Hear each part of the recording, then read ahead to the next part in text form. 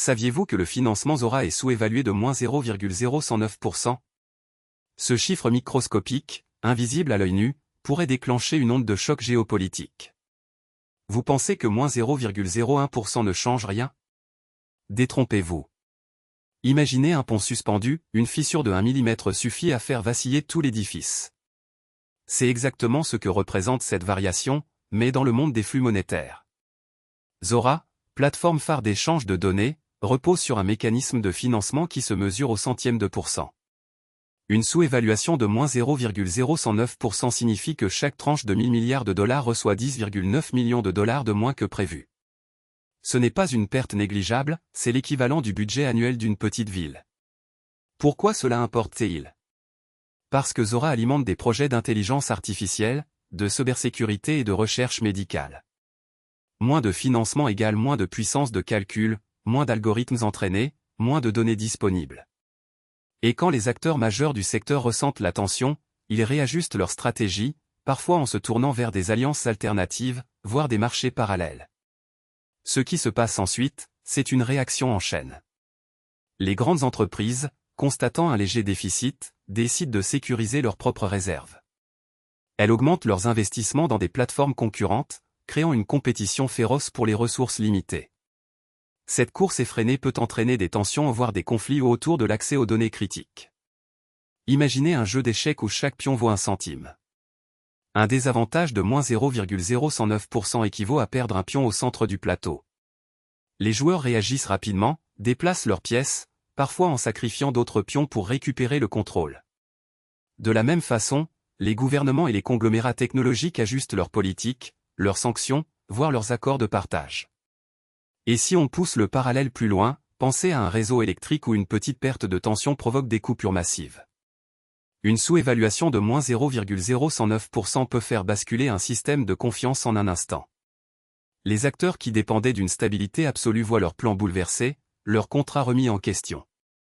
Ce qui s'est passé ensuite va vous surprendre, des mouvements de capitaux se sont accélérés, des consortiums secrets se sont formés, et les indicateurs de risque ont grimpé de 12% en moins d'une semaine.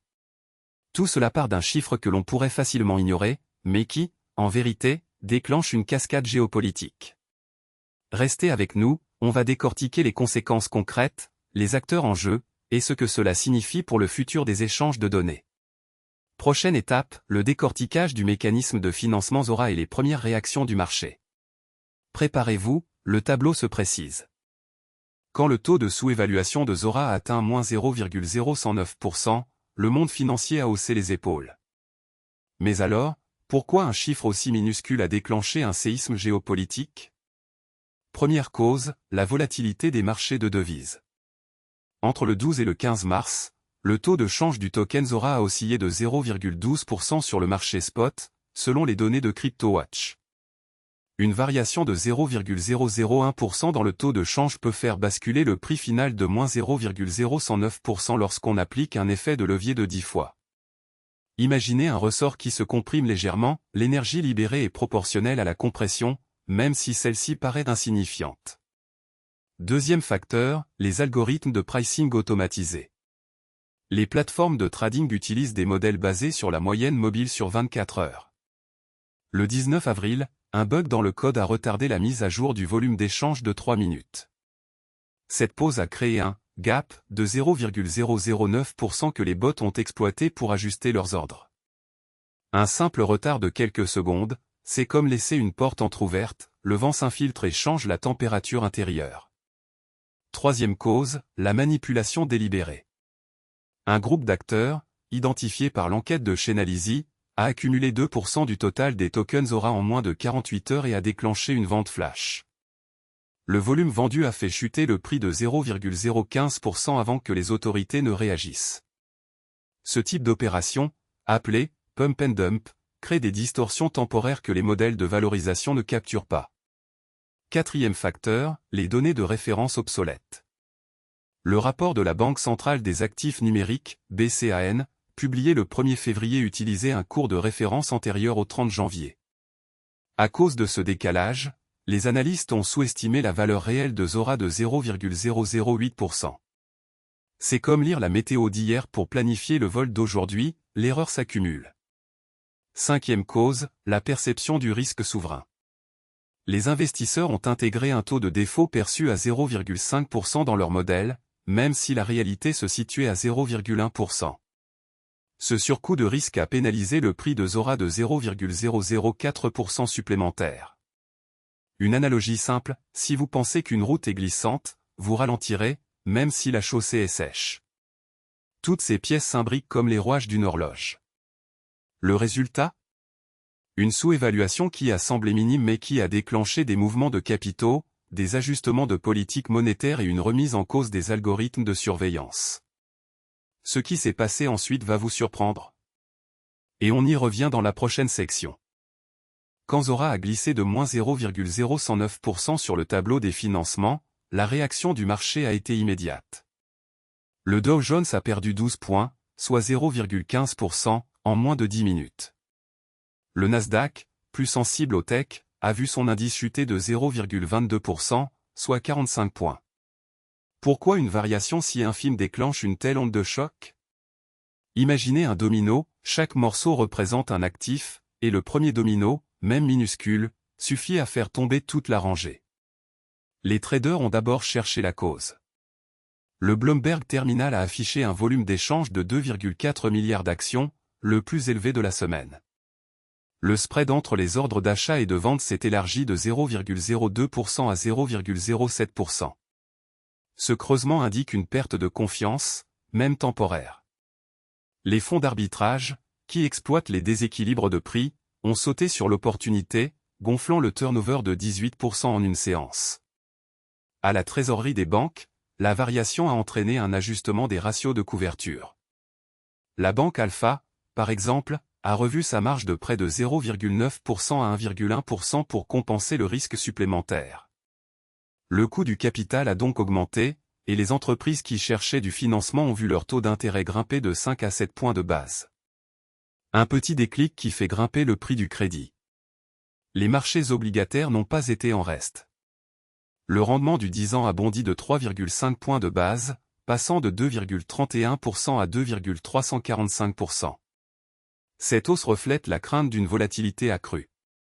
Les investisseurs institutionnels, qui gèrent des milliers de milliards, ont réalloué 0,3% de leur portefeuille vers des actifs refuges comme l'or.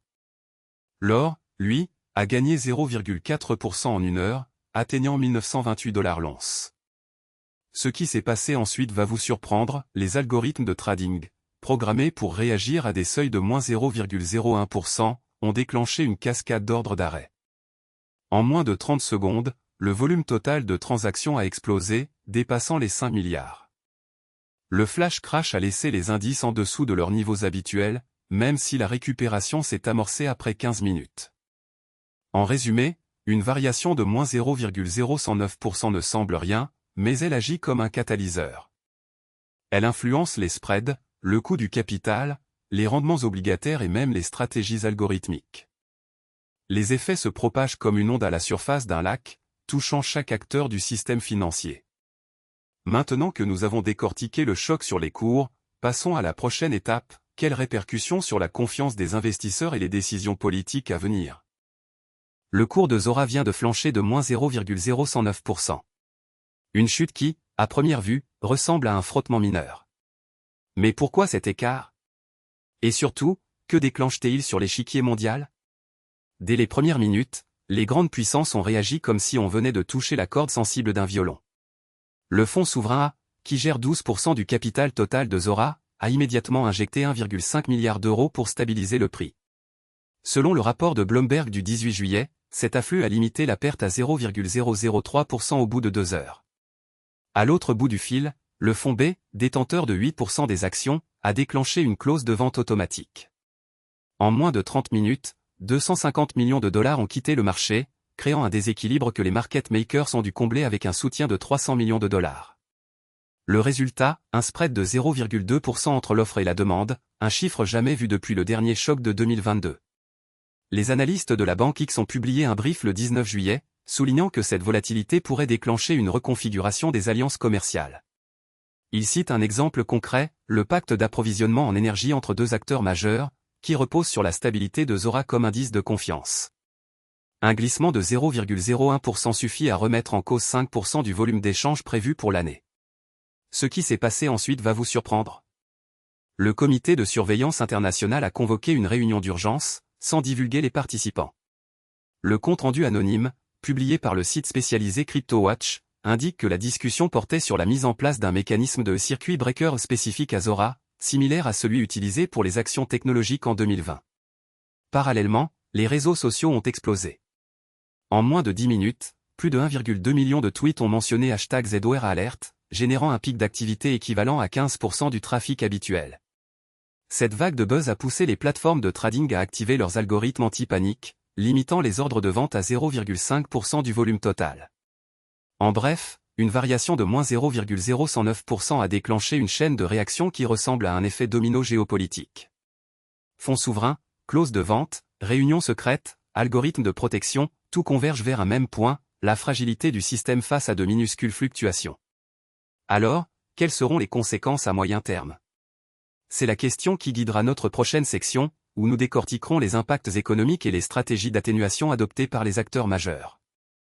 Le cours de Zora a glissé de moins 0,009% hier. Une chute microscopique, mais qui pourrait déclencher un effet boule de neige. Imaginez un compte en banque qui perd quelques centimes chaque jour, à la longue, le solde peut basculer dans le rouge. Alors, quel scénario se profile pour Zora et quels risques géopolitiques en découlent? Scénario à instabilisation rapide ***. Les analystes du FMI, rapport 2023, estiment que si les banques centrales injectent 0,5% du PIB en liquidité ciblée, la volatilité du token pourrait revenir à la moyenne historique de 1,2% sur 30 jours. Les données de Bloomberg montrent que, lors de la crise du 2022, les actifs similaires ont retrouvé la stabilité en moins de 3 mois grâce à un soutien fiscal massif. Si les gouvernements décident de reproduire ce modèle, Zora pourrait rebondir, les investisseurs reprenant confiance, et les flux de capitaux étrangers se stabiliseraient. Scénario 2 contagion régionale Si les acteurs majeurs du marché perçoivent la baisse comme un signe de faiblesse, ils pourraient liquider leur position. Reuters a rapporté que, lors de la chute de 3% du token X en juin 2023, plus de 12% des fonds ont été retirés en moins de 2 semaines, déclenchant une vague de vente dans les actifs corrélés. Un mouvement similaire sur Zora pourrait entraîner une fuite de capitaux de l'ordre de 2% du PIB, amplifiant les tensions entre les gouvernements qui luttent déjà pour équilibrer leur budget. Scénario 3 réallocation stratégique Certains observateurs voient dans cette sous-évaluation une opportunité d'arbitrage. Selon le rapport de la Banque mondiale, 2024, 18% des fonds souverains ont réorienté leur portefeuille vers des actifs, undervalued, au cours des 2 dernières années, générant un rendement moyen de 4,7% sur 3 ans. Si les acteurs institutionnels misent sur Zora, la demande pourrait exploser, créant une hausse de 7% du volume d'échange en 6 mois. Mais cette manne d'argent attire aussi les cyberattaques, le passé a démontré que chaque hausse de 5% du volume augmente de 30% le risque de hack majeur. Risque géopolitique pression sur les réserves une fuite de capitaux de 1,8% du PIB mettrait à rude épreuve les réserves de change, poussant les banques centrales à intervenir. Tension diplomatique les pays qui dépendent fortement de Zora pour leurs recettes pourraient voir leurs relations se refroidir, comme lors de la crise du token Y où 2 nations ont suspendu leurs accords commerciaux pendant 3 mois. Instabilité financière une volatilité supérieure à 3% pendant plus de 60 jours déclencherait les clauses de sauvegarde du G20, entraînant des restrictions de flux transfrontaliers. Ce qui s'est passé ensuite va vous surprendre. Dans la prochaine partie, nous décortiquerons les réponses politiques déjà mises en place et les leviers que les décideurs peuvent actionner pour éviter le pire. Restez avec nous, le suspense ne fait que commencer. On vient de décortiquer le chiffre qui fait froid dans le dos, moins 0,009% de financement pour Zora. Une variation qui, à première vue, ressemble à un souffle d'air dans un désert. Mais pourquoi un chiffre aussi minuscule déclenche-t-il un séisme géopolitique? Imaginez un damier de dominos où chaque pièce représente un accord, un engagement, une alliance. En tirant la première pièce, même de façon imperceptible, vous faites basculer tout le tableau. C'est exactement ce qui se passe quand un financement glisse sous la barre du seuil critique. Prenons l'exemple d'une coalition de 2 dizaines d'acteurs majeurs qui misent 2,5 milliards de dollars sur une technologie. Si Zora voit son apport diminuer de 0,0109%, on parle d'une perte de 275 millions de dollars. Ce n'est pas une goutte d'eau, c'est un tsunami qui met à mal le budget de projets de défense, de cybersécurité et de recherche spatiale. Et là, les répercussions ne restent pas confinées au bilan comptable, elles se répercutent sur les stratégies d'influence, sur les négociations de traités, sur la capacité à soutenir des alliés. Ce qui s'est passé ensuite va vous surprendre. En moins de 48 heures, plusieurs partenaires ont revu leurs engagements, certains ont même retiré leur soutien, citant la « volatilité financière ». Un autre acteur, profitant de la faiblesse perçue, a intensifié ses manœuvres de désinformation pour semer le doute sur la viabilité du projet. En moins d'une semaine, on assiste à une redistribution du pouvoir économique qui aurait pu sembler impossible il y a un mois. Mais alors, pourquoi un simple point décimal déclenche-t-il une cascade de réactions? La réponse tient en un mot, confiance. La confiance, c'est le ciment qui maintient les structures internationales. Quand ce ciment se fissure, même légèrement, les acteurs cherchent à sécuriser leur position avant que le mur ne s'effondre. C'est comme si vous aviez un parapluie qui fuit, vous ne l'attendez plus, vous le remplacez. À ce stade, la question qui brûle les lèvres de tous les observateurs est la suivante: que faire pour empêcher que ce genre de chute ne devienne la norme? La réponse ne vient pas d'une simple hausse de financement, mais d'une diversification des sources, d'une transparence accrue et d'un contrôle en temps réel des flux. C'est le moment de repenser nos modèles, de créer des boucliers économiques capables d'absorber les petites vagues avant qu'elles ne se transforment en raz-de-marée. Si vous avez trouvé cette analyse utile, montrez-le. Un abonnement, un like, et surtout vos commentaires. Dites-nous ce que vous pensez de la relation entre finance et géopolitique, partagez vos propres analogies, et surtout, n'hésitez pas à poser les questions qui vous trottent en tête. Votre voix pourrait bien être le prochain maillon qui stabilise le damier. Restez connectés, la prochaine vidéo va explorer comment les nouvelles technologies d'intelligence artificielle pourraient changer la donne, et pourquoi cela pourrait bien être le facteur décisif pour éviter de futurs effondrements. À tout de suite dans la suite.